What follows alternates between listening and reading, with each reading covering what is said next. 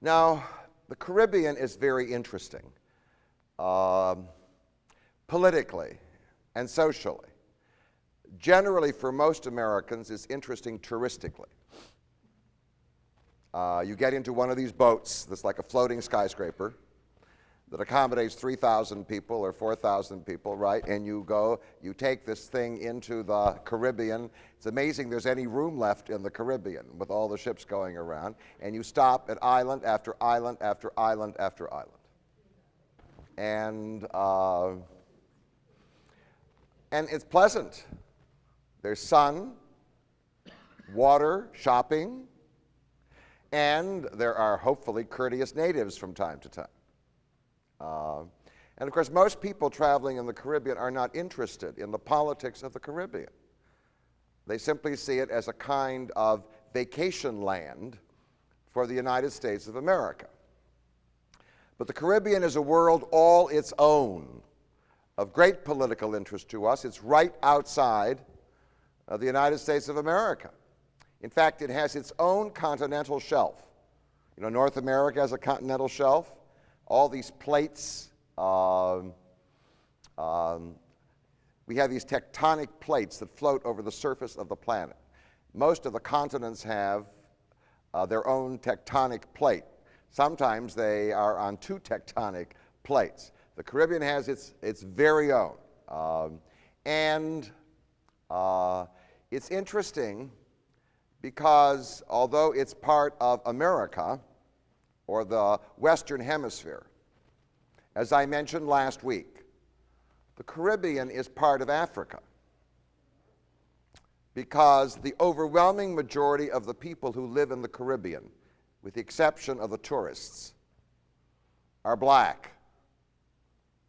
Whatever island you go to, do you understand?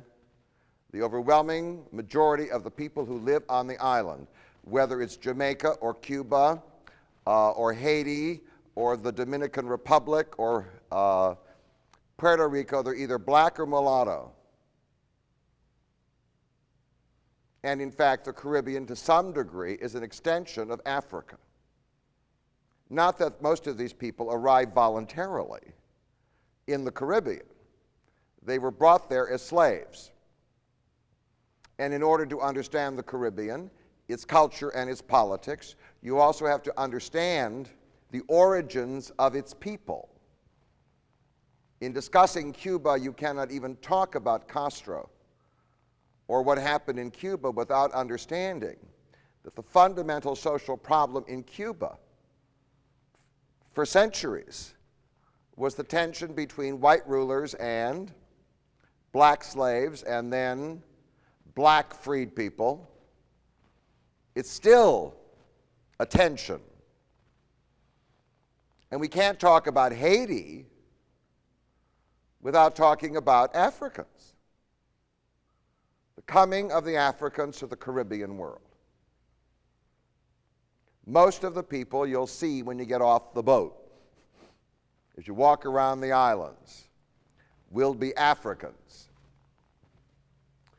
Now, in the Caribbean, there are two divisions of islands. There are the islands which are called the Greater Antilles. They are the big islands of Cuba, Hispaniola, where Haiti is, and Puerto Rico. And then there are the Leeward Islands, do you understand, or the Lesser Antilles, which are the little itsy-bitsy islands that complete the curve, because the Caribbean Sea is framed by a curve of islands. Big ones on the top and small ones on the side, reaching down to the very coast of Venezuela. I didn't realize it, but I read it. The Caribbean Sea not only has a different color from the Atlantic Ocean, it's less salty. I haven't tasted the water to do comparative studies, but I understand that it's true. It frames this sea called the Caribbean. And we focused on the largest of the islands last week when I talked about Cuba.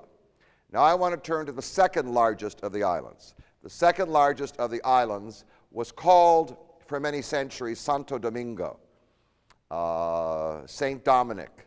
named after the main city, which is now the capital of the Dominican Republic. But it received another name. It was called Little Spain. And the name that's often used by geographers for referring to this island is Hispaniola. Hispaniola, Little Spain, or Hispaniola. And so let me tell you a little bit about this island. This island is not the size of the Lower Peninsula. Cuba is about 42,000 square miles in size. The island of Hispaniola is considerably smaller. It's about 23,000 square miles in size, all right? So it's a little over half the size of Cuba. And it tends to be filled with hills and mountains on the west side, where Haiti is. On the west side of the island, the mountains are fairly high and very dramatic. And quite frankly, if they could ever get their act together, they could turn that place into some kind of an island paradise because it looks nicer than Detroit. Not the human artifacts, do you understand? I'm just talking about the physical setting. On the north side of the island is the saltier Atlantic. On the south side of the island is the bluer green Caribbean. And also, between Hispaniola and Cuba is a very important passage. It's called the Windward Passage. Because if you're going from Panama carrying gold from Peru or silver, then the way you go out into the Atlantic is through the Windward Passage. So if you are a pirate like Errol Flynn or anybody like that, you're in a boat, do you understand? You're a buccaneer, you're waiting right outside the Windward Passage in order to grab the ship. It's one of those vulnerable things where you're sort of squeezed in the passage, and where anybody interested in taking your wealth or your gold, whatever it be, can do so. Now, the island was lived in by the same Amerindians as lived in Cuba. They're called the Arawak Indians, and they were there for centuries. They were basically agricultural, and they also did fishing, minimal hunting, and they were comparatively peaceful. When I say comparatively peaceful, about a century before the Spanish arrived, the Europeans arrived, another group of Amerindians who came from the northern coast of South America or the southern coast of the Caribbean, called the Caribs, kept moving up the islands one by one, and they arrived in both Hispaniola and Cuba, and they then went on a rampage of killing. The war between the Arawaks and the Caribs was very intense. When the Spanish arrived, that war was going on. We have a word in English that comes from Carib. Since the Caribs often ate their warrior enemies, somebody who ate an enemy was called a caribal, from the Caribbean, Carib, and we altered it from caribal to cannibal. That's where the word cannibal actually comes from. And so if you think this was all a peaceful world, there were all these peaceful Indians who were there, and then the Europeans arrived, the answer is no. Now the Spanish arrived, and Columbus, in fact, landed on Hispaniola. He landed on Cuba in the second voyage, but in the first voyage, he landed on Hispaniola. And in fact, the first island of the Caribbean to be settled by the Spanish, where they brought settlers, was Hispaniola.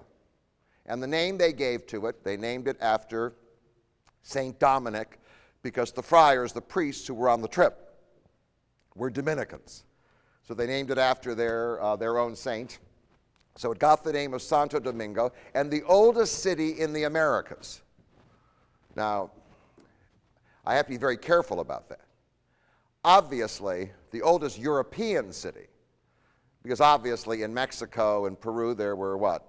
There were cities. Tenochtitlan, which was one of the great capitals of the Aztecs, that was a city, and it existed before. But the first European city in the Western Hemisphere was Santo Domingo, which was established somewhere around 1494. Even before 1500, do you understand? I mean, it's the absolute oldest. If you're a tourist, you go to the Dominican Republic, and you're lying on the beach, you may want to go to Santo Domingo because you're going to the oldest settlement, European settlement or city in the Western Hemisphere. And in fact, that was the base for the Spanish conquest of the Americas, because it was from Santo Domingo that they went over to Puerto Rico and to Cuba. It was from Santo Domingo that they ultimately got to Central America and the shores of South America and Florida and whatever else it is. So Santo Domingo became the capital of the Spanish Caribbean. And in fact, in Madrid, they declared that in Santo Domingo there would sit an audiencia. The audiencia was a kind of government.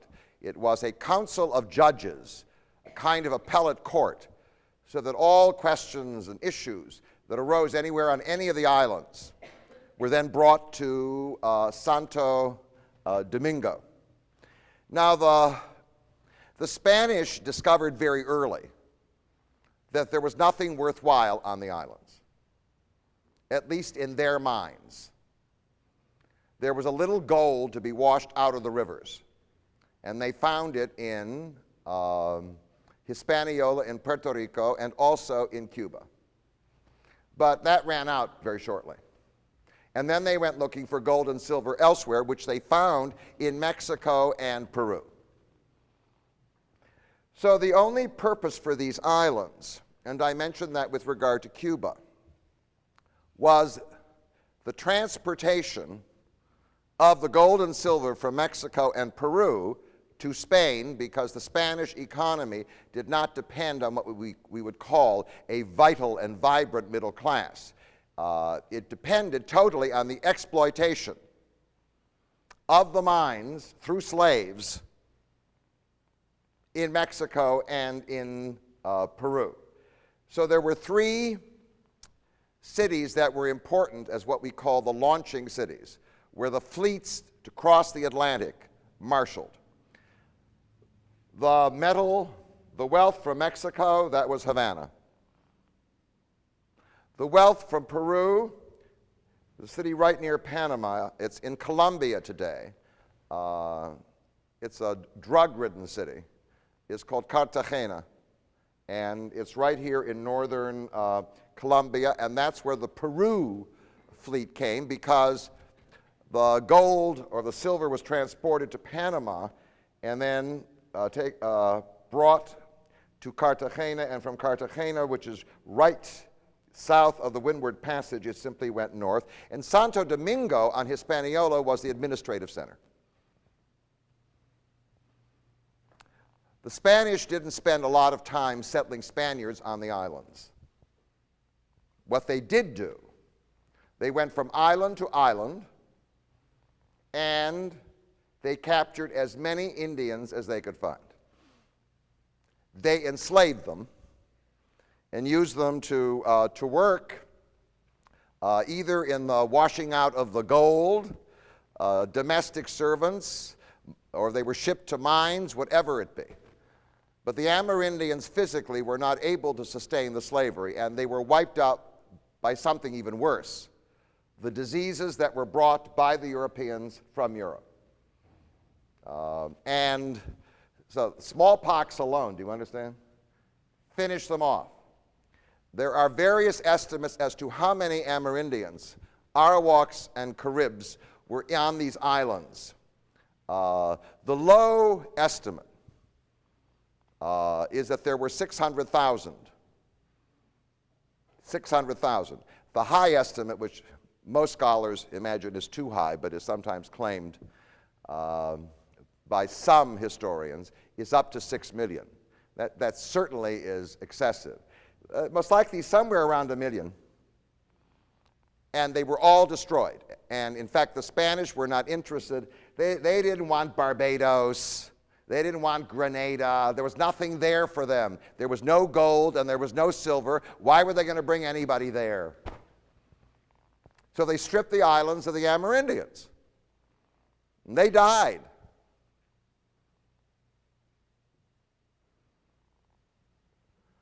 Now, in order to find labor, even in the islands, they turned to Africa. In the 17th century, African slaves were brought over to the islands in the Caribbean in small numbers because there wasn't a lot of agricultural work for them to do. The Spanish were not interested in the Caribbean. They were focused on Mexico and Peru. So in Santo Domingo, very interesting, it was called the City of Lawyers. Why lawyers? Well, it was simply an administrative capital. There was no business. If you had disputes, you brought them to what? To Santo Domingo. So you needed, what do you need when you have disputes? You need lawyers. Odd, on this island, thousands of miles away from Europe, do you understand? Is this little administrative center with lawyers. Most of the island is unsettled.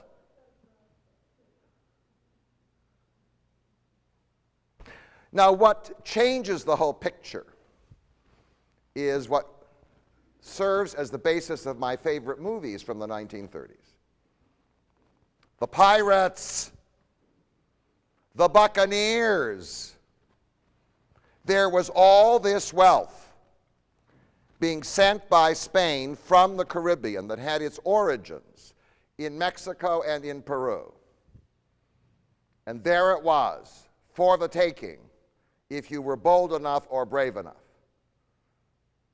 So you could be either Tyrone Power, do you understand? Errol Flynn, it didn't make it, remember all the movies? They're always the buccaneers. Most people didn't know what island you were on. Who were the buccaneers? Well, there were 3 nations that had it in for the Spanish. One were the English, we know that, right? I mean, Queen Elizabeth, the Spanish Armada, they hated it. The English were the champions of the Protestants. The Spanish were the champions of the Catholics. So, Sir Francis Drake already in the 16th century. By the time you get to the middle of the 17th century, there are dozens and dozens of English ships plying the waters of the Caribbean. The Spanish don't know what to do. They're all over the place. They are attacking ships. And what they do is they need places to put their ships, places to find food or victuals. So since the islands are basically unoccupied, they just what? They pick up whatever island they want to. So the English buccaneers drop off in Barbados, right? The French buccaneers drop off in Martinique, whatever. The Spanish aren't there. They've already stripped the island of what they wanted, the Amerindians. So there are the English, and then, who hates the Spanish, rebelled against them, also Protestant, the Dutch. Oh, the Dutch buccaneers. They're all over the place, and they pick up their own islands along the way. And the Spanish can't stop them. The Spanish don't have enough troops to do that. They would have to pull their troops out of Mexico and Peru to do the patrolling of the Caribbean. So one after another, the English come and pick off the empty islands, and then the Dutch come. The greatest effort was put forth by the French. In the 17th century, France rose to great power in Europe. Do you remember Louis XIV? Oh, right. And Louis XIV was now determined to assert himself. His great enemy, even though he was Catholic, was another Catholic family, the Habsburgs, the great enemies of the Bourbons. And they were situated in two places, in Austria, in Vienna, but especially in Madrid, in Spain. It was war, always war, between France and Spain. So the French buccaneers show up. And it's very interesting because not only do the French hate the Spanish, they also hate the English. And the English are also rivals with the Dutch. So the buccaneers are not only attacking the Spanish, they're what? They're also attacking each other. Was life as gallant as it appeared in the movies in the 1930s? I don't know. But everybody loved stories about pirates, didn't they? Didn't they love pirate stories? Of course they did. Well, that's how the Caribbean gets its French islands, its English islands, do you understand? Its Dutch islands. They just picked off empty islands. The Spanish were mainly on the big ones. And they couldn't prevent the buccaneers from coming because Spain was losing its power. Now, one of the places that the French took, the western end of Hispaniola, Santo Domingo's on the eastern end, where the Dominican Republic is. On the western end of Hispaniola, there were high mountains and wonderful coves where you could what? Hide out. So they simply attacked the western end of the island, and the Spanish didn't have enough troops. They had lawyers. And none of the lawyers volunteered to leave Santo Domingo to go and push out the French. So the western end of the island falls into the hands of French pirates. Is it officially under the French government? No. The French government doesn't even acknowledge the right of the pirates to do what they're doing. They're doing it with the consent of the French government, but the French government doesn't say so. And they're getting rich. And in fact, there's a special department of the French government, clandestine and secret, that supervises pirates and insists on a share of the booty. This is big business. So, and you talk about the drug trade, whatever, passing through. So the western end of the island falls into the hands of French pirates, which means it falls into the hands of the French. And then, at the end of the 17th century, during the great days of Louis XIV, France and Spain go to it in a great war that takes place in the 1690s. It's the last of the great wars between France and Spain. And the war is won by France. And now what she does is she legalizes what the pirates have taken. In 1697, at the famous Treaty of Rysvik, I can see you all remember the Treaty of Rysvik. At the famous Treaty of Rysvik, the western end of the island is given over to the French. The French, the English, and Dutch are now picking off the Caribbean islands. Jamaica, which was Spanish, is taken by the English under the control of Oliver Cromwell as early as the 1650s. So you can see how problematic things are now. The islands are now being taken over by the enemy, and meanwhile you have to bring your fleet through the what? Through the Windward Passage and take it to Spain. So the western end of the island ceases to be Spanish. Not that it was settled by the Spanish. It now falls under the control of the French. And out of it comes a French colony, which is called Saint Dominic, only in French, Saint-Domingue. And Saint-Domingue is nothing when it was taken because it was simply a pirate's cove. But in a matter of 30 years, it is transformed into France's richest possession. Why? In the 17th century, something very dramatic happened in Europe. It was a total and absolute change in the human diet. Europeans, Western Europeans, began to consume huge amounts of sugar, cane sugar. I cannot even suggest to you what this increase was. In some cases, over a decade or two, the consumption doubled and often quadrupled. People fell in love with sugar. Sugar was gold. Sugar was money. And in fact, what they discovered was the northern part of Saint-Domingue was very good for the growing of sugar. So now white settlers come from France. They're not pirates, although maybe the people who are experiencing them think of them as pirates. They're not pirates. They are bourgeoisie, farmers, whatever they are. They come and their purpose is to grow sugar. In a matter of 50 years, they transformed the western end of the island. It was virtually empty. The Amerindians are gone. By the middle of the 18th century, it is the most densely populated part of the Caribbean. There is no other part of the Caribbean as densely populated as Saint-Domingue. Why?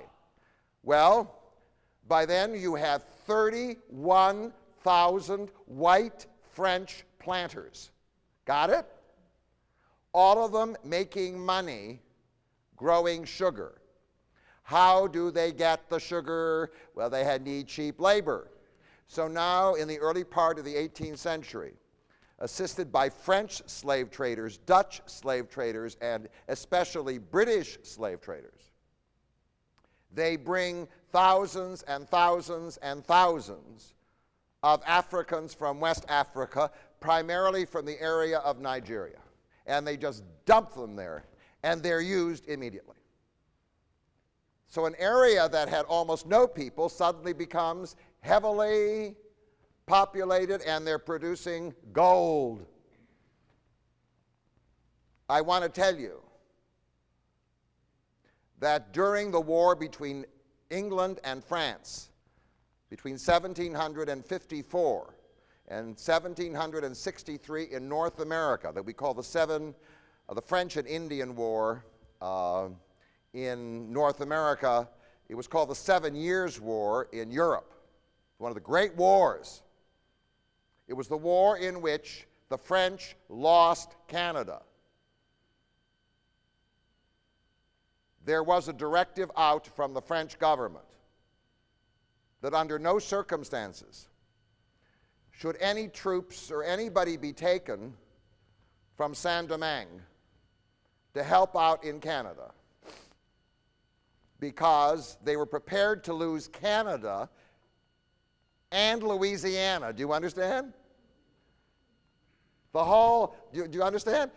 They were prepared to lose all of this, but they were not prepared to lose, and it's so hard to imagine that Haiti was at one time the most valued part of the French Empire. And in fact, there are still ruins in Haiti if you go there. The white planters that came there built houses for Scarlett O'Hara. There were all these manors, huge manor houses that resembled the great chateau of France. Most of them have been burned down or destroyed. But if you went there in 1760, there it was. And out of it emerged an interesting culture, a culture that was heavily racist. At the top were the white French. You could come out from Bordeaux. You could be a poor peddler. Do you understand? In a matter of 10 years, you could turn into a rich planter, and you would have hundreds of slaves. And you treated them like dirt. They worked in the fields. They were your cheap labor. Now, along the way, there emerged the hanky-panky factor, which is to produce one of the important things in understanding Haiti. Otherwise, you can't understand Haiti. We in the United States of America make no distinction between blacks and mulattoes. We used to, because before World War II, it was very clear in Detroit that if you were a light-skinned black, you had better chance to get employment than if you were a what? A dark-skinned one. We all know that from the elevator operators in Hudson's, who were never black. They were always what? Sort of light-skinned. That was one of the highest positions you could have in the black community. But today, if you're part black, you could look either like Andrew Young or the mayor of Detroit. It doesn't make any difference. You're black, right? Not in Haiti. In Haiti, there was produced a third population, part white, part black. And they're called mulatto, all right? Mulattoes know they're not black, and they know they're not white. They have a separate status. And what happens with oppressed people all over the world is they learn from the people at the top. The top group despises the people under. And then the people under, the first group under, despises the lower group under. And this happened in the black community even in America. Light-skinned blacks look down on dark-skinned blacks. We don't use the word mulatto, but that in Haiti you better use that word, because you can't understand what is going on in Haiti unless you understand the structure. So now you have a three-class tier system. So you have whites, you have mulattoes who tend not to be slaves but free people who do what the planters don't do. They go into business. They have the what? The little shops, whatever.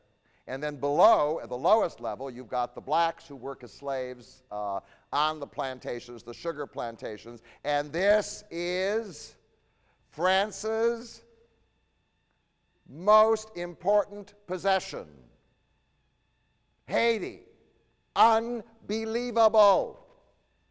And if you arrived there in 1770, you could go from chateau to chateau, if you were white, and you could be entertained. The wealth was overwhelming. Many of the people in Haiti had homes in Paris.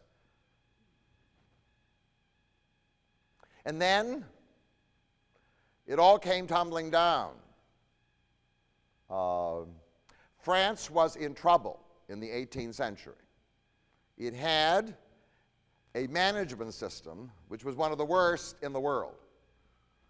At the head, certainly after 1774, was an incompetent king who preferred to fix clocks to studying economics. He was called Louis XVI. He was married to Marie Antoinette. It didn't make any difference. By the time they got to the throne, this country was deeply in trouble.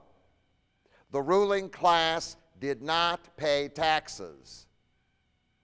The people with the money did not pay taxes. The country was going bankrupt. And the middle class was sick and tired of assuming the major burden of taxation, and also the peasants. Out of that came a revolution called the French Revolution. And the French Revolution had its own momentum. First, the moderates were in charge of the revolution. But by the time you get to 1792, the radicals take over. And the radicals take over because the other powers in Europe declare war on France. And now the country has to be mobilized for war. And among the radicals are people who say, slavery? Wrong. Impossible. It stinks. We got to get rid of it. So in 1792, having already deposed the king, they haven't cut his head off quite yet, they pass a law abolishing slavery. Okay. So now you're in Haiti, you're a white planter, you're having dinner, and somebody comes in and tells you, your slaves are no longer your slaves. Is it registering?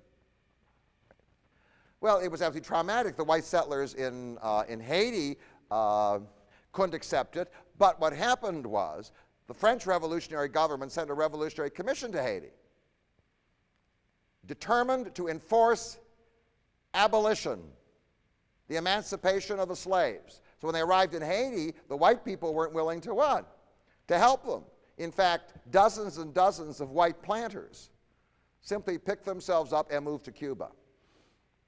In fact, there's a whole group of people in Santiago, in eastern Cuba, who are descended from the white planters, the French planters who came from Haiti and crossed over to Cuba, because they were, at least in Cuba, you were allowed to keep your what? To keep your slaves. And in fact, the French commissioner who was sent out by the revolutionary government in Paris couldn't find any white people to help him. So he turned to the mulattoes, and he organized a mulatto army. The mulattoes were very happy now to be sort of in charge, right? And he went around, and the whole sugar economy, I'm going to tell you what happened. In a matter of 3 years, the whole sugar economy of Haiti, of Saint-Domingue, collapsed. They were at the top, and now what? At the bottom. Now, as far as the slaves were concerned, most likely things were improved, except everything was in chaos. In the middle of all of this, since the British have declared war on revolutionary France, the British Navy and the British Army now invade Haiti. So, not only are the slaves being emancipated, the British are running through, the plantations are being abandoned, the whole thing, everything is falling apart. So what do the slaves do? Well, they just run away. Some of the slaves, the black ones, are angry. They're angry not only at the white planters, they're also angry at the Revolutionary Commission, because the Revolutionary Commission are using mulattoes, not blacks. So there is one man whose name is Toussaint, Toussaint. The year is 1794. He's black. And he is what I would call a buccaneer. He was born a slave. And now he is emancipated or liberated, so he organizes a band of blacks to work as soldiers. And he now says to the French, look, you want to drive out the British? You're going to need us. So the French revolutionary general, who has now been sent from Paris to help the commissioner who's having a lot of trouble, engages these blacks. And pretty soon, the army gets what? Blacker and blacker and blacker, and they're armed. The former slaves are now armed. So Toussaint basically fires the revolutionary general. And he's in charge. And he now takes over. The government in Paris is going what? Absolutely crazy. The colony is falling apart. The planters are fleeing. Do you understand?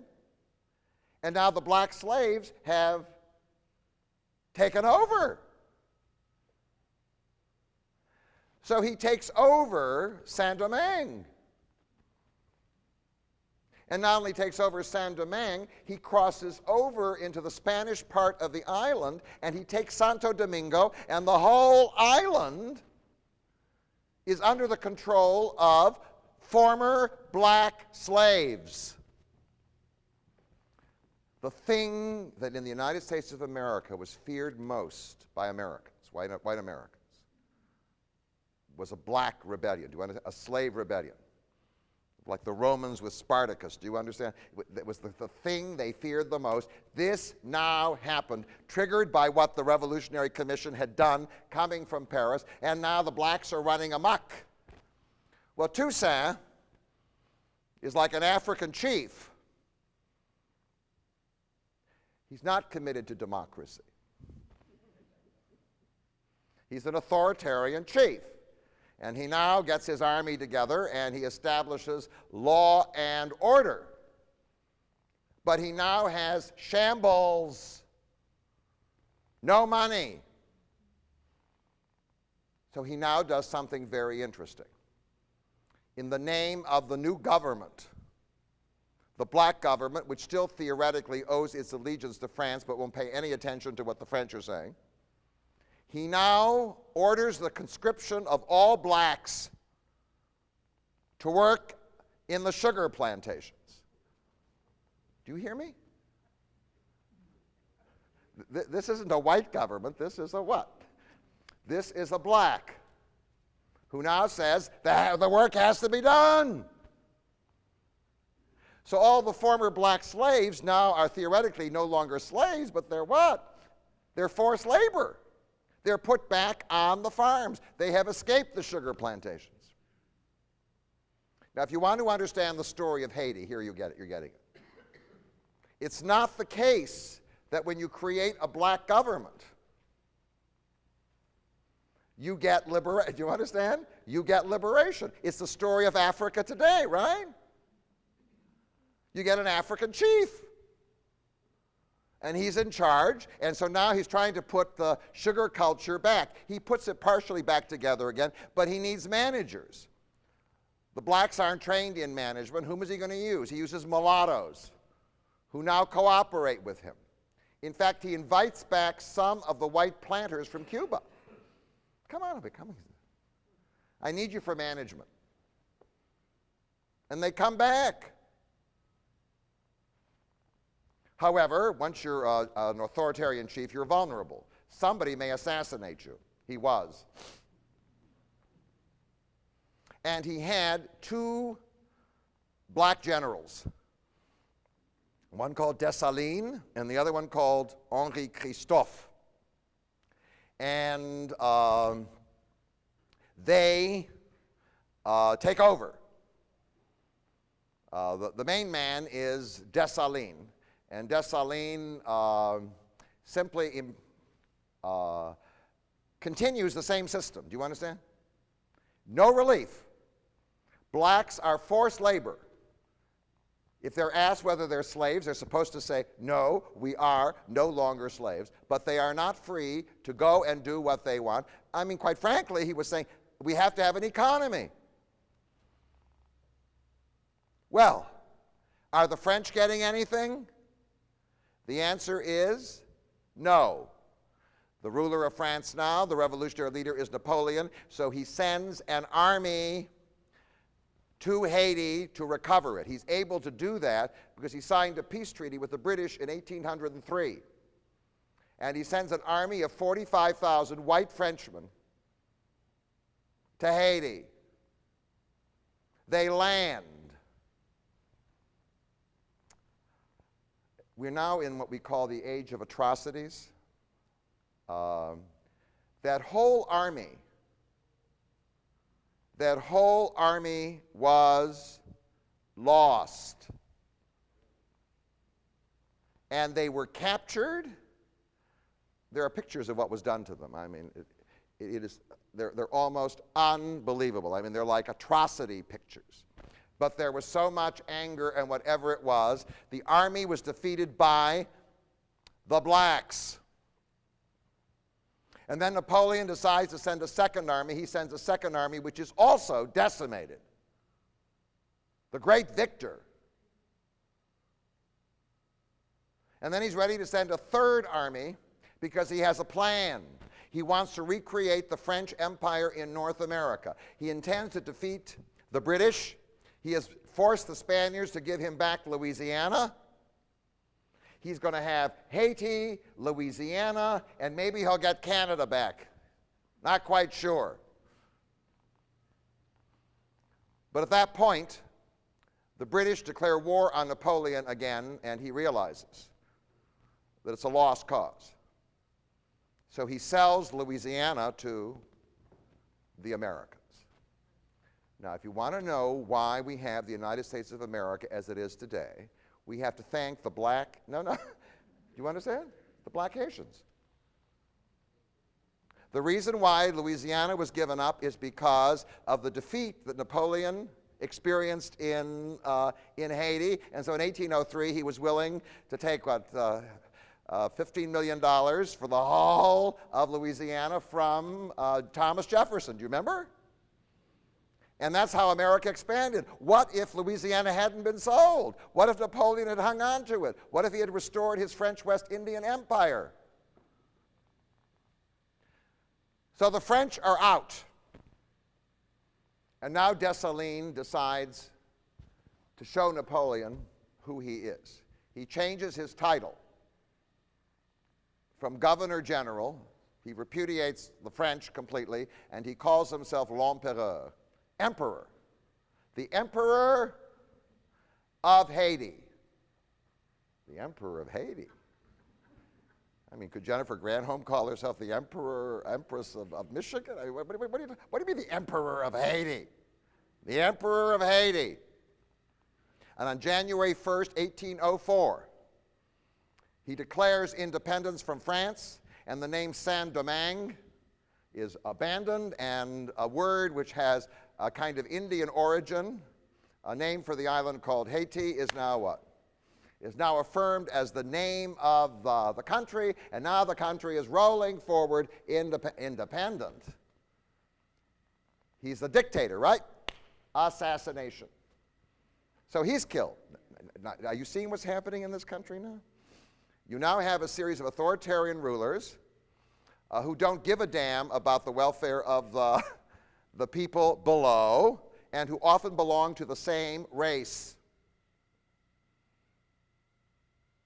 Well, Dessalines gets assassinated, and now something happens. The mulattoes resent being under blacks.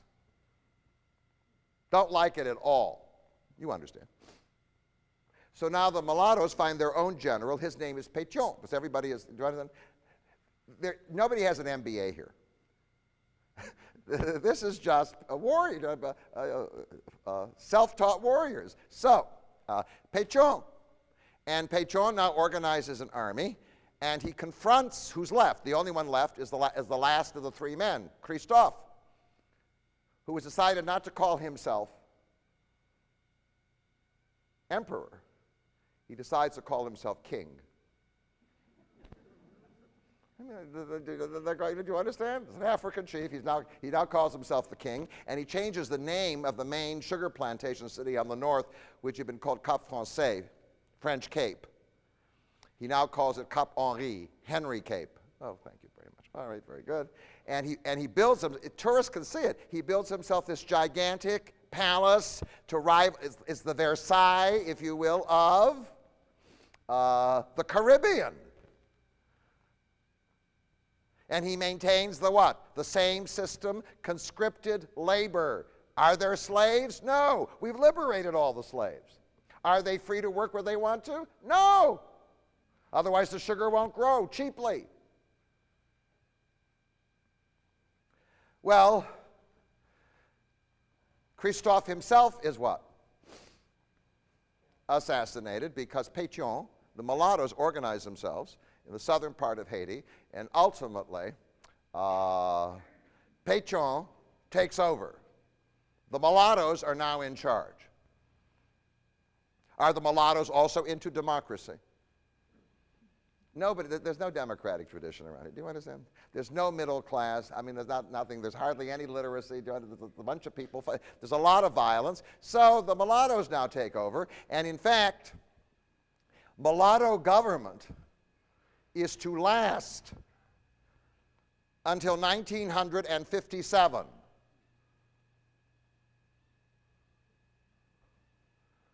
The name of Pétion's successor, Pétion, dies, and he is followed by a man with the name of Boyer. Remember? Boyer, Charles. It's not the same family. I don't think Charles Boyer was a mulatto. I mean, this is another family with the name, and things sort of settle down. And between 1800 and 21 and 1957, if you want me, along the way, a kind of system emerges. It's not democracy. The sugar economy is gone. The mulattoes realize that this conscripted labor won't work, because what happens is the blacks are fleeing into the hills. They'd rather starve up in the hills than serve as conscripted labor on the sugar plantations. The sugar economy collapses. And now most of the blacks find little plots of land where they grow just enough food to keep themselves and their families alive. No extra money.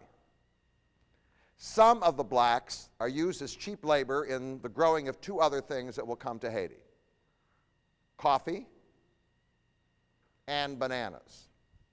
The only island in the Caribbean that sticks to sugar and still has it is Cuba. The other islands have given up sugar, including Haiti. So now you've got this coffee and bananas. At the top of the heap are the mulattoes, with one exception. Since most of the soldiers in the army are black, the commander-in-chief of the army is always black.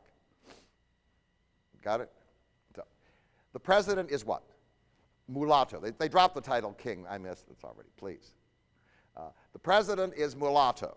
The foreign minister is what? Mulatto. The minister of finance is mulatto. The people who run the bank, if there's a bank, what? Is mulatto. The one job where you have a black is the head of the army. Well, why would they do? Well, this is the other part of the Haiti story.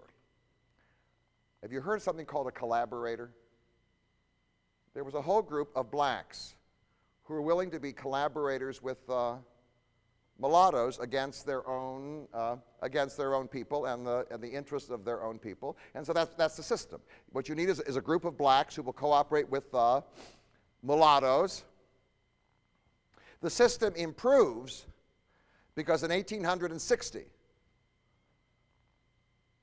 the mulatto president of Haiti, and we now have a racist system, not between white and black, but between what? Mulatto and black.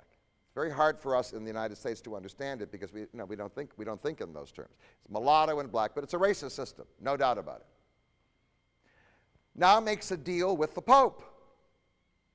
The Pope had for a long time been angry at the government, and one of the reasons the Pope was angry is that the blacks in Haiti were still addicted to their old African religion. The name of the old African religion is, sometimes we call it voodoo, whatever it be. It was very important to them, and although they were nominally Catholic now, they practiced the voodoo, and the Pope said, this is a primitive country, never, never, never. So the mulatto president said, we are very good Catholics, and in fact, we will persecute voodoo. What we want you to do to help us is to send over priests who will open up schools and teach our people how to speak French, because the people in Haiti now were speaking a language which was a mixture of French and the African dialects. It's called Creole, right? If you listen to Haitian Creole, if you know French, it's very hard to figure out what they're saying. And no, he said, what we want are teachers to come over and Frenchify us. So a deal was made. I want to tell you that the main educational structure in Haiti was not created by the state. The state didn't invest a penny in teaching anybody literacy. The schools were opened by the church. And if you went to the school, you couldn't speak Creole because that was a dirty jargon. Do you understand? You had to speak French, and not many people were able to go to the schools. Mainly mulattoes were able to go to the schools, but not blacks. So how is this economy going to work? They're not growing sugar.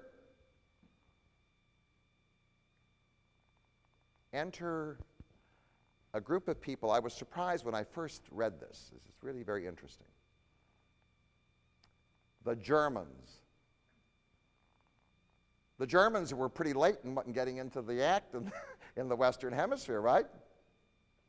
At the end of the 19th century, when the Second Reich is completed, the Germans look around for a place to invest their money and to establish control. They want a base in the Americas. And for some odd reason, or not odd reason, because it was vulnerable for takeover, is Haiti. So the Germans now arrive. You want us to build a port, we'll build a port. You want us to build a road, we'll build a road. Whatever it was. In fact, many of the businesses that employed anybody who was employable or who was employed came from the Germans.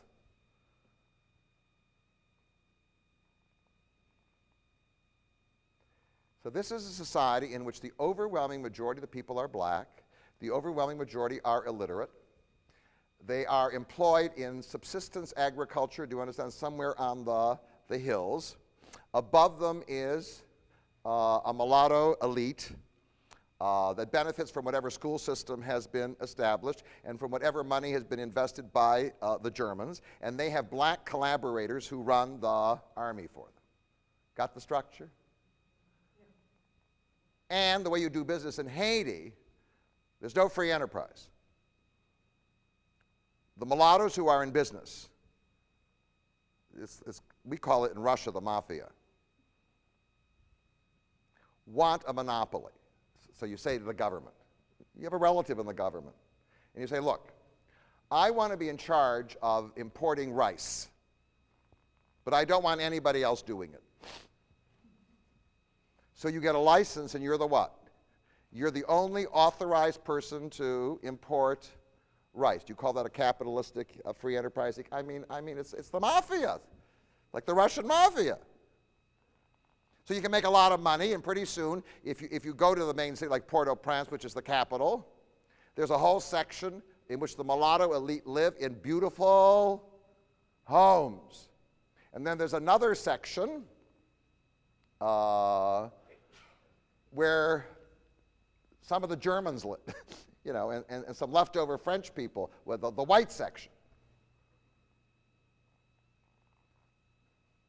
Actually, if you were trying to describe this country, it resembles more something that we would now designate a Central African Republic, right? I mean, that's what I mean in terms of its structure. In 1915, however, during World War I, violence breaks out in Haiti.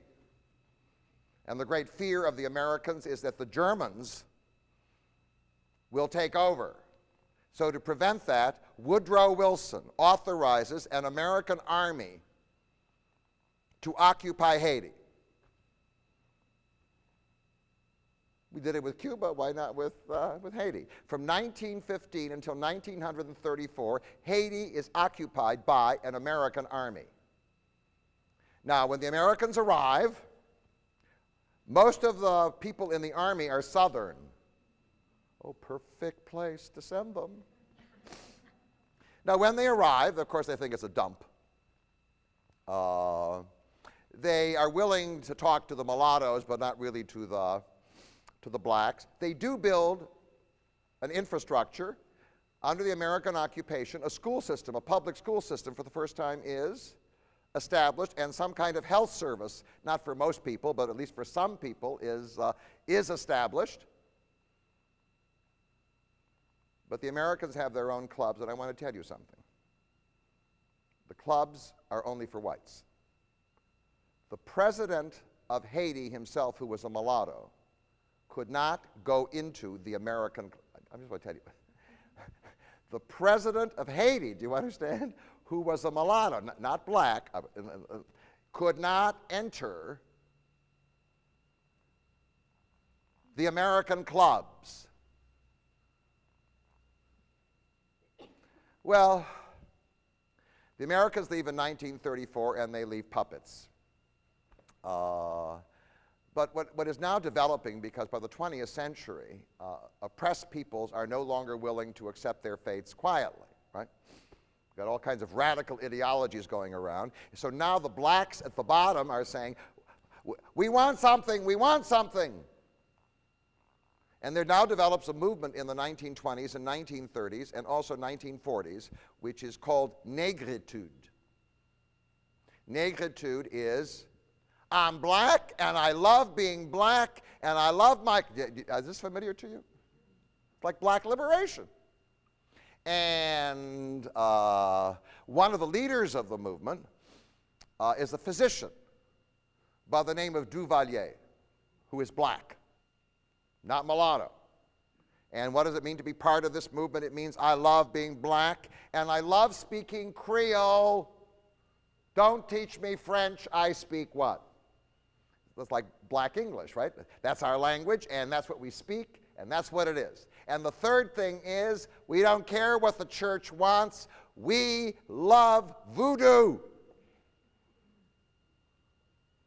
And they would have all these celebrations, and this movement is growing and growing and growing, and the American puppets, who are mulatto, can't seem to control this thing because the system is so corrupt. The point is, if the rulers could create jobs for the people, even if they were racists, it might work.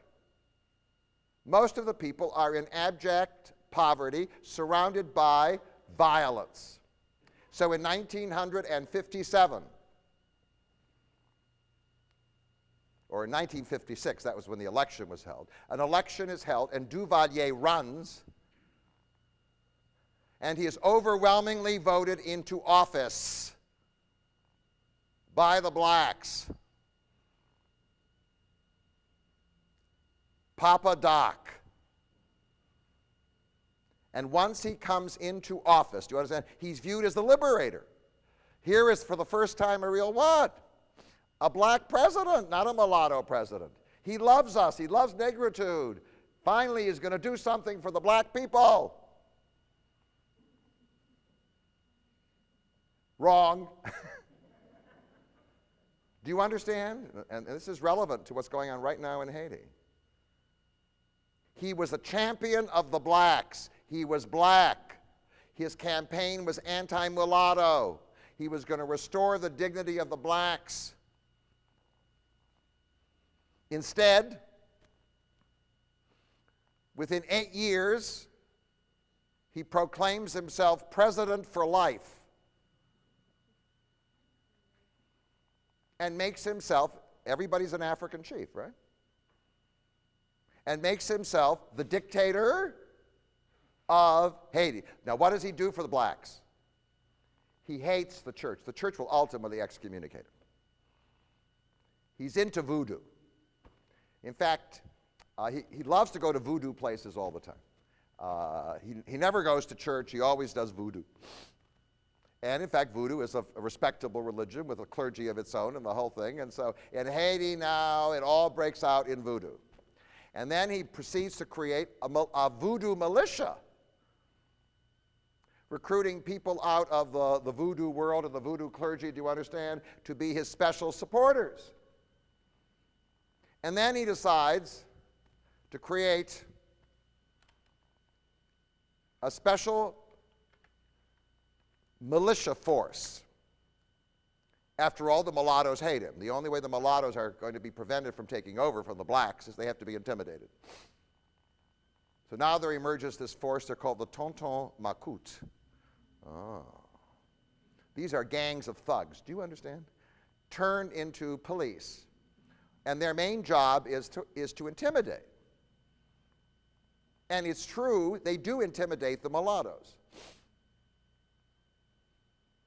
But they also intimidate the blacks or anybody who opposes Duvalier. So now you're looking at the fate of Haiti. No matter who arises from the bottom, do you understand? As the champion, it's not true that if you get a person from the bottom, that person is going to champion the cause of the people at the bottom. Once he achieves power, the oppression continues. The one thing he gave them was pride in being black. He talked about it all the time. I'm proud to be black. That's great to be black. It's better than being mulatto. It's better than being white, whatever. And our religion, voodoo, is what? It's great. And our language, Creole, it's great. Fine, thank you. No jobs, no education, nothing. And because you're in the 20th century, and there is some level of improved nutrition and medicine, the population is growing and growing and growing. On most of the little farms where you do subsistence agriculture, the people can't even stay. They flee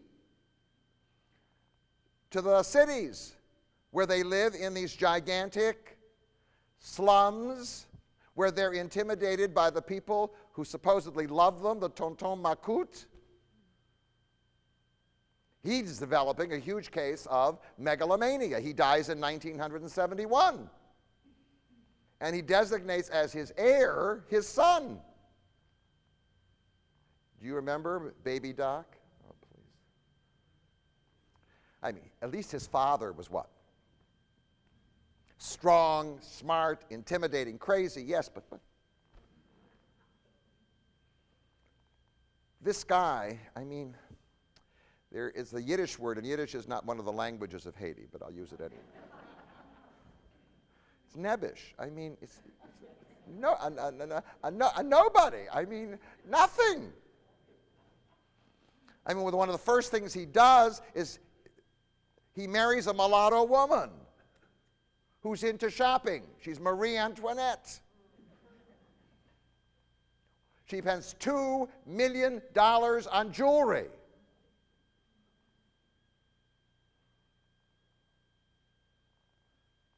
Well, this system what? Has to, now there are two resentments here. One is the resentment of blacks who feel that the Duvaliers have betrayed them, and the other one is the resentment of the mulattoes who have been denounced by these blacks. And both of them don't share the same agenda, do they? The mulattoes want to get back in power, and the blacks simply want to get some kind of justice for a change. And so the pressure builds up, and the United States of America now is sick and tired of the Duvaliers. Communism is shrinking, do you understand? And so whatever happens to them, fine. So in 1986, there is a popular uprising.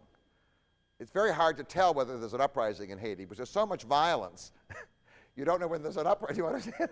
There's so much chaos and violence out in the streets that you don't know that there's an uprising going on. But there was an uprising. And Papa Doc, as you know, fled. Baby Doc. I mean, Papa Doc is dead in 71. Baby Doc flees. So now there arises the question. It was the question in 1986. Maybe now, do you understand? A whole new world is being born. The Soviet system is beginning to crumble. The United States of America now isn't willing simply to support a ruler like Duvalier who is anti-communist simply because he's anti-communist, whatever else it be. A kind of idealism enters into the picture. Now, after all these centuries of mismanagement, corruption, whatever it be, maybe now we can do something to rescue Haiti. And in fact, in 1986, there is a man. His name is Aristied, Aristide. He was born in the slums of Port-au-Prince, which is the main city. He's black, black, black. And he becomes a priest, but not one of those traditional conservative priests who supported the mulatto aristocracy. He is a black priest who believes in something called liberation theology. And liberation theology, which was popular in Brazil and many parts of Latin America, articulated by the thinker from Yugoslavia, Ivan Illich, the whole thing says, the church must ally itself with the poor. That's what Christ is all about. All right? So now comes this voice, and he says, what we need to do is to rescue the black people. It is the job of this country, of the leaders, to drive out those people who oppress us. And I promise you, he says, I will not betray you. Duvalier betrayed you. I won't.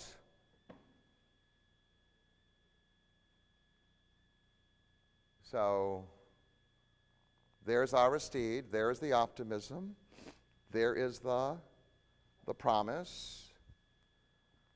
So what happened? Come back in 5 minutes and I'll share that information with you. Okay, is it for me to keep or what? Yeah, you can. Thank you. I'll give it back to you. I'll read it and give it back to you.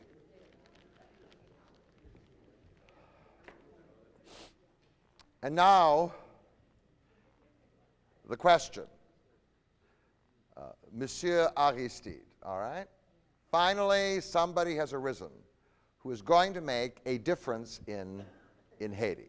Now, in 1986, when Baby Doc fell, and some of us may remember that time, there was hope that the Duvalier regime had become so terrible. What we have to remember is that the Duvalier regime came to power because it was presumably the voice of the oppressed blacks. That's why.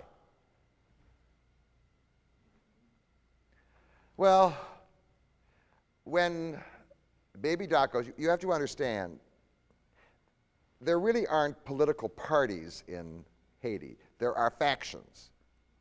This is a country with an authoritarian temperament. So the idea is if you have a faction, you want your faction to take over. It isn't as though, like a British sporting club. We have a little contest, and if I lose, I shake your hand, and that's the way democracy works, right? It's Anglo-Saxon manners. Doesn't exist here. All right. So, one of the factions are the mulattoes. The mulattoes were in charge for a long, long time. They really think of themselves as the elite. They think of themselves as the whites of Haiti. Got it? Because there aren't any whites. It isn't like Cuba where there are whites, or Peru where there are whites, or Mexico where there are no whites. So the mulattoes are the whites, and they think of themselves that way. And their attitude toward blacks is the same as the attitude of whites toward blacks. Blacks will try to marry mulattoes, but mulattoes don't choose to marry blacks if they can avoid it. And they'd like to get back in power somehow. Through all of this, I do want to tell you, most of them have been able to hang on to their wealth. And one of the reasons is that if blacks take over, there is no black managerial class that's ever been trained or educated. You need managers. You can't have a system, a society, without managers. So in the end, I mean, Toussaint had to do that, right? He said, I need some managers around here. So he called some whites over from Cuba. Somebody's got to manage the place. So, but they want to preserve what they have and maybe expand things, all right? The second faction are the black nationalists. I mean, that was Duvalier, right? Their agenda is basically that Haiti should be a black country, run by blacks and affirming the black culture of Haiti. And at the same time, part of the program is to elevate the status of blacks who have been repressed, oppressed, dumped on all these years. The third is a very small group of people. They're called liberals. They're both mulatto and black. They tend to be intellectuals. They may have gotten their education, or they did get their education outside of Haiti. And when they meet in whatever living room they can find, they talk about, and there are those people around, I've met them. They talk about a Haiti that will be a kind of liberal democracy with individual rights, the whole thing, right? They're not quite sure how to implement it. Because the reason why they're speaking so softly, because there's a lot of violence out in the streets. They don't have numbers, and although most Haitian politicians pay tribute to those ideals, they're absolutely meaningless. They're not comprehended. That isn't the way to solve arguments. The issue is always the struggle for power. The fourth group is a small group of people who are Catholic. The church felt very oppressed under Duvalier. One of the things it hoped for was that with the fall of the Duvaliers, Papa and Baby, that their situation would improve. The clergy on the whole, the old clergy, which tended to be mulatto and Frenchified, hates the voodoo. They're not quite sure what to do about it. Do you understand? I mean, Duvalier from 1957 on was what? Was celebrating voodoo. He invited to his palace. Instead of Billy Graham, he had a what? He had a voodoo priestess show up at the presidential palace. Well, I mean, So there is, and it's a very small faction. And then there are the socialists. Aristied belongs to that group. He's a black nationalist. He's also a socialist. You can belong to more than one faction, all right? Somehow or other, what we need to do is to redistribute the wealth, to give some of it to the oppressed blacks. All right? Well, that sounds like a good idea, right? After all these years. The program, of course, is short on how to increase the size of the pie, which is to expand the economy. I mean, mainly it is, there's a small pie, and now you want to what? Recut it. And then there are the thousands of people who benefited from the Duvalier system, former police in the Tonton Macoute and whatever else, who sort of feel let out or left out. And their major skill was violence.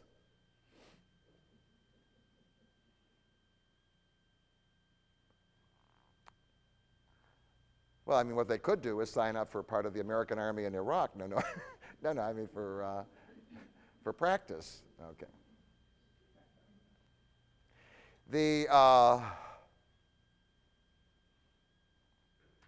Now the condition, the problem you see after 1986 was, under Baby Doc, the public order was beginning to collapse. So what happened was every faction has its own militia. And you just go out in the street, and the purpose is to intimidate your enemies. So the Duvalierists, if they're around, there are all these leftover Tonton Macoute, they just go out and what? They hit on the socialists or hit on the liberals or whatever else it is.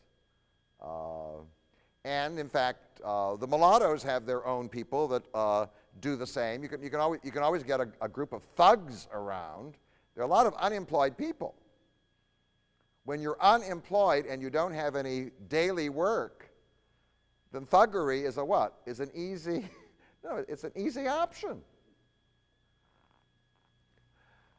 So there's a chaos in the violence, and the major problem is there's a very small middle class in Haiti. They're mainly mulatto, and their idea of a strong economy is to give licenses of monopoly. I'm the only rice dealer. I'm the only tobacco dealer. I mean, what kind of an economy are you talking about? It's the Russian mafia mentality. And there's nobody with any money to invest anywhere in the world that wants to invest it in Haiti. I'm not sure there's anybody in this room with all your compassion that wants to invest, do you understand, money in this cesspool.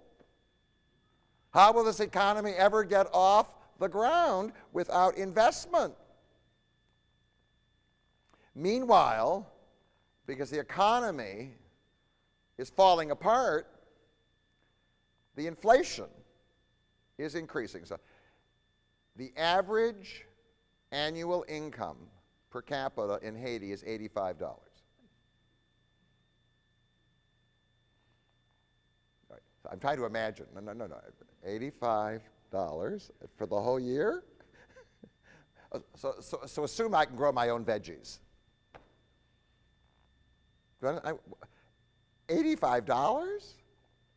Even in a poor economy?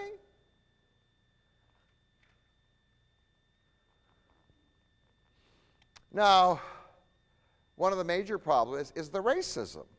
You see, people say, well, it's a black country.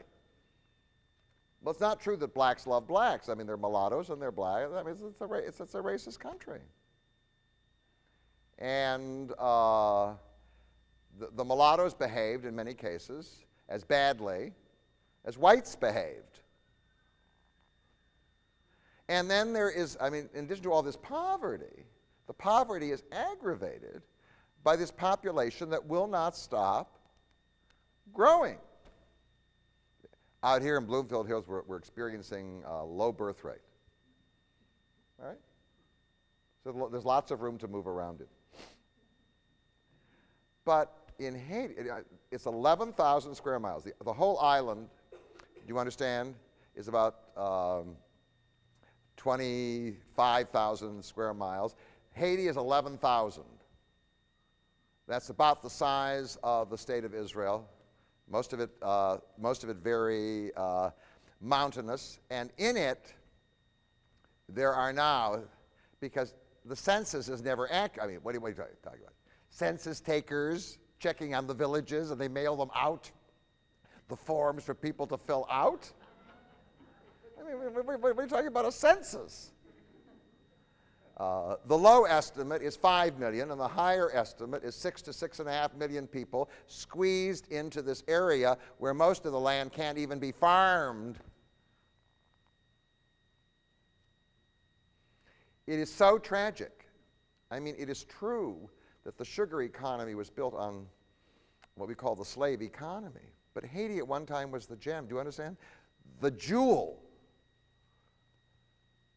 of the Western Hemisphere, the prize of the French Empire.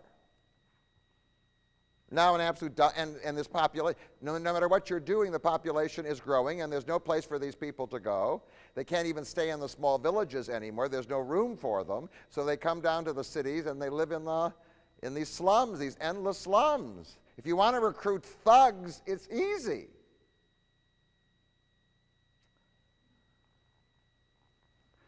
So, what happens in 1986 is, Baby Doc goes. In walks the leader of the army, mulatto. His name is Nomfi, in this case. And he going to settle things down. We're going to have an election. They have an election, and they elect a man called Manigat, M-A-N-I-G-A-T. He only lasts for a few months because Nomfi doesn't like him. So Manigat is overthrown, and now Nomfi sort of runs things. But now there is a mulatto rebellion among lower officers in the army against Nomfi. Does this sound familiar? I mean, the whole place is unstable. Nobody's doing anything about the economy, do you understand? Nobody's addressing the major problems. So the old games are just going on. So the man who comes to power now is Avril.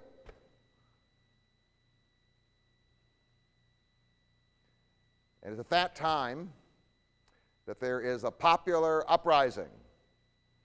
And at the center of the popular uprising is this priest who was raised in the slums of Port-au-Prince. His name is Aristied. Short little guy who is in the process of leaving the church as a priest, not the church, leaving the church because he wants to get married.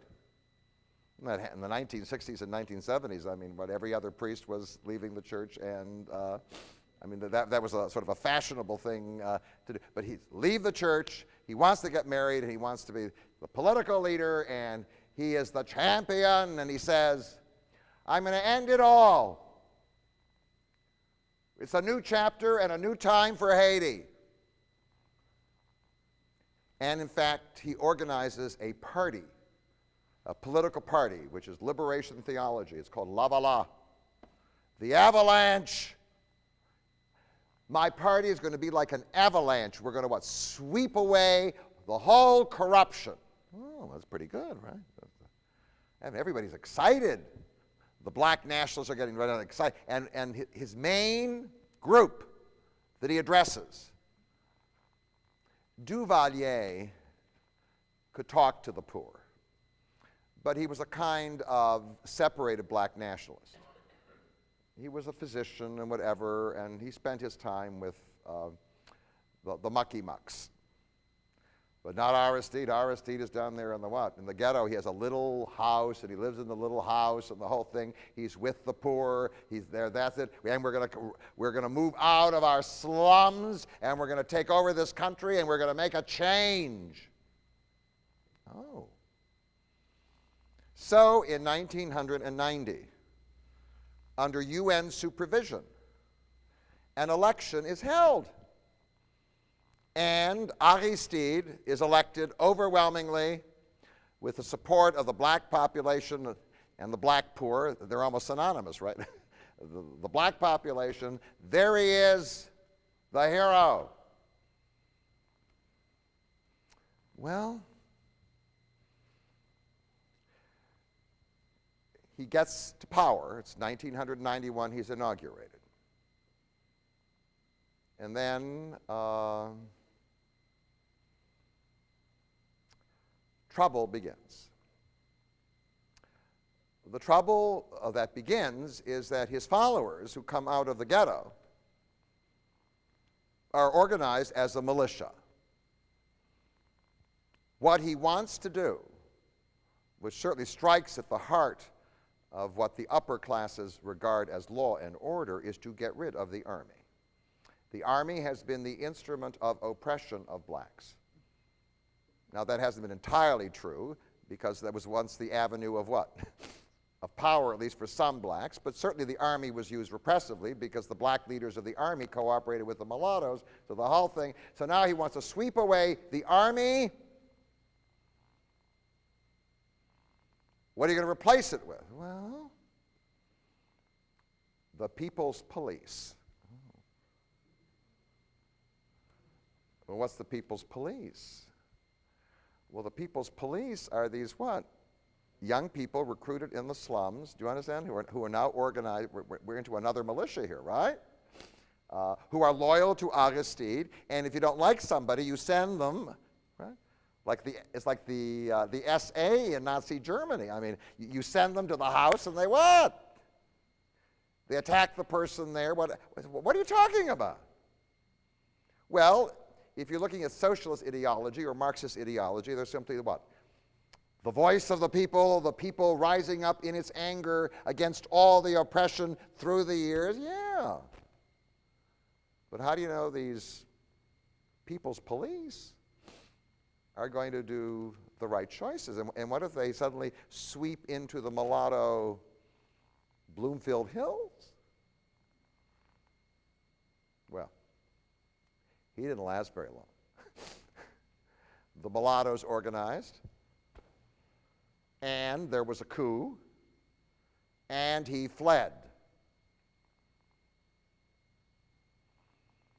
He ultimately ends up in Washington, D.C. Not a bad address. And now the United States of America is confronted by an issue. In the days when we were fighting the communists, most likely the United States of America would have said, well, whoever guarantees law and order, what? And as anti-communists, we support them. But now things have changed, and in fact, a new politician will arrive on the scene. His name is Bill Clinton.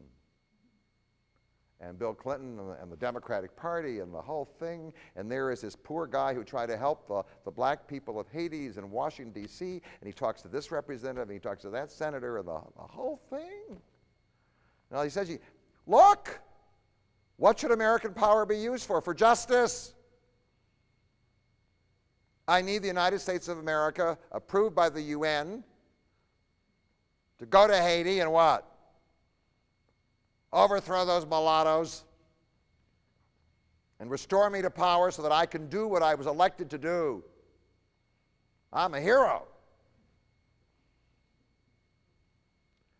Well, I want to tell you, among the liberals in Washington, D.C., they loved Aristied. Because you invited him, you have a nice house somewhere, and then on Massachusetts Avenue, and then he shows up, and it's the living room, and they're like, 30 liberals, and we're all sitting around, and Aristied gives his statement, and all of a sudden, oh. Well, the result of it was that the American government takes a stand for law and order, for real law and order. We have now reached the position where what we need to do in the world is to promote democracy. Now that the Cold War is over, we're going to promote democracy. Therefore, governments that have been democratically elected may not be overthrown.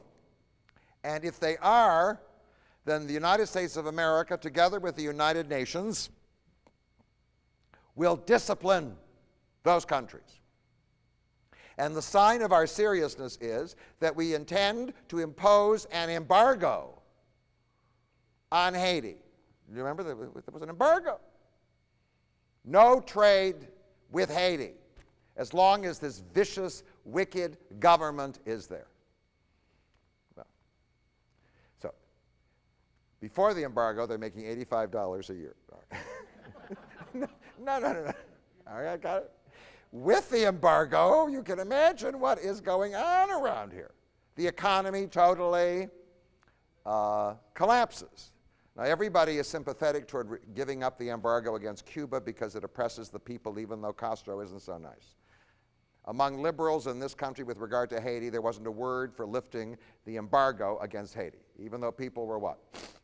The economy was totally and absolutely collapsing. What it triggered in the early 1990s, if you've been in Florida, you may have noticed, is thousands and thousands and thousands of Haitians get into boats.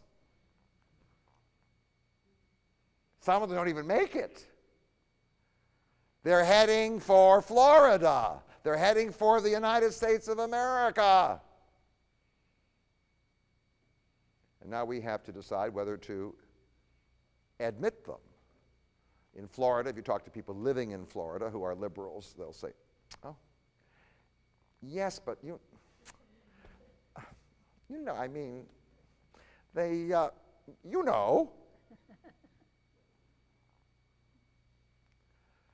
So the economy is getting worse and worse and worse. And then finally, under the Clinton administration, with the Clinton Initiative, and with the approval of the United Nations,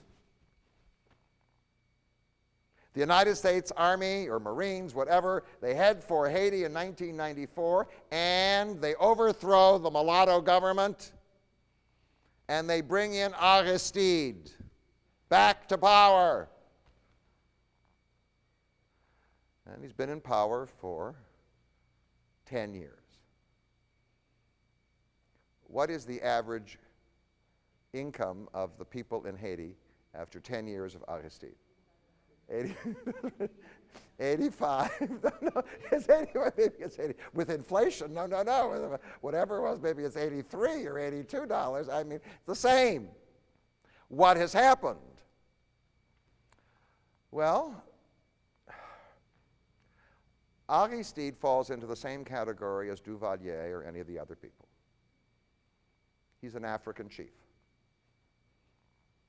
And he's got his followers. Do you understand that? And he can do no wrong. He's right, and he has his enemies. And in fact, he disbanded the official army. Gone. One of the major, whatever instrument there was for any kind of law and order, Gone. Were they corrupt? Did they often oppress the wrong? But gone. So who's going to take their place? Well, there are two groups. The police, who have been chosen by Aristied, and the people's police, who are these what? Informal groups of people from the slums who are unemployed, who now what? They go out and they assault.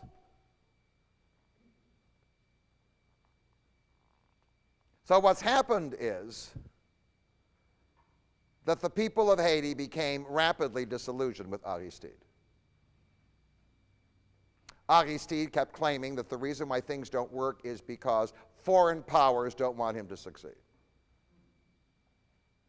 The reason it didn't succeed is that the mismanagement is absolutely colossal, and that the pattern of rule under Aristied is no different from the pattern of rule that has existed in Haiti before.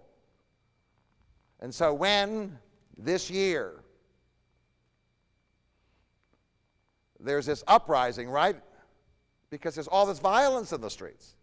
Because if you're going to have people's police, then the other factions are going to what? Organize their own militias. And the next thing you know is it's continuous fighting. And the economy, even with the lifting of the embargo, isn't working. And there's no investment. And he doesn't know how to get investment. And if you suggest to him, because he's the chief, that he's made a mistake, he denounces you. So he was driven from power. Do you remember that? That just happened. The popular uprising, another popular uprising in Haiti, and now he's fled. He claimed he was forced to leave, was flown out or taken out by the Americans and flown to actually the Central African Republic. That's what it's called. Whatever it be. Where he is now is he's claiming that he is the abused president who must be restored to power. Do you understand? Restored to power by the United States and the United Nations. So right now in Haiti, the Marines are back. That's what they are. Do you understand? But they have a UN mandate, so it isn't just the Marines. They're back. So now let me conclude. What are the implications of this all? Well, the first is that there is no leader presently in Haiti that knows how to manage this mess.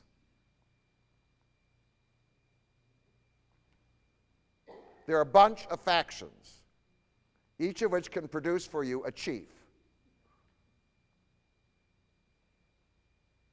And there is no popular conception of how a democracy works. A democracy can't work in Haiti. There's no sizable functioning middle class. There's no sizable functioning well-educated population.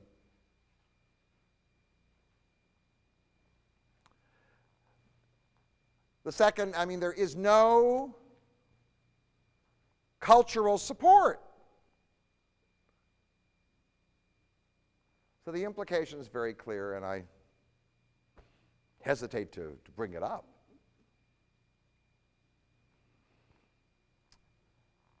I'm in favor of the United Nations. I'm in favor of it being useful.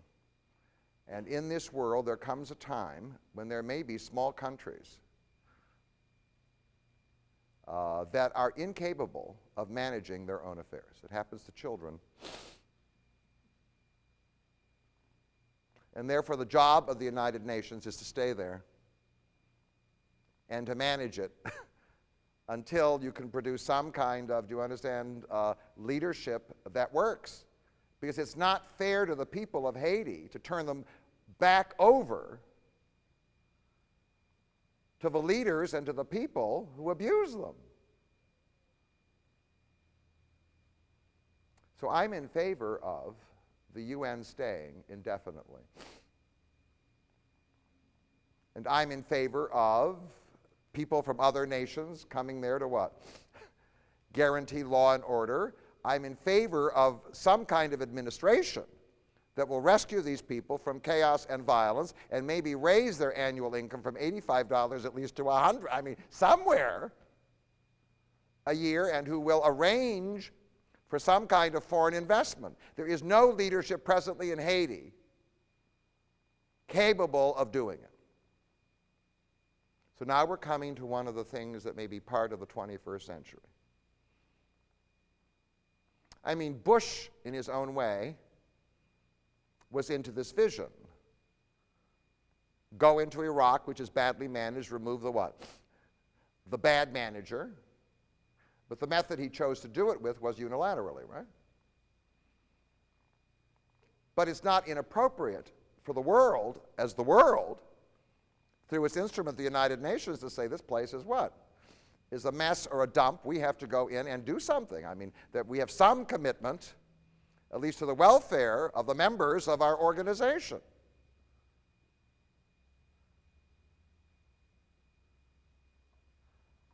So I suspect that the only way Haiti will ever be rescued is that some force from the outside, do you understand? Will come in for a period of time to lay some kind of foundation that will work. Otherwise, I assure you that once the Marines leave, there'll be somebody else standing up and saying, I'm the voice of the people. We're going to go through the same chapter. Is the world ready for such intervention on a continuing basis? That's another lecture and another thing. But if you want my recommendation right now, if you are envisioning tourism in the Caribbean, skip Port-au-Prince at least for a week. Thank you very, very much.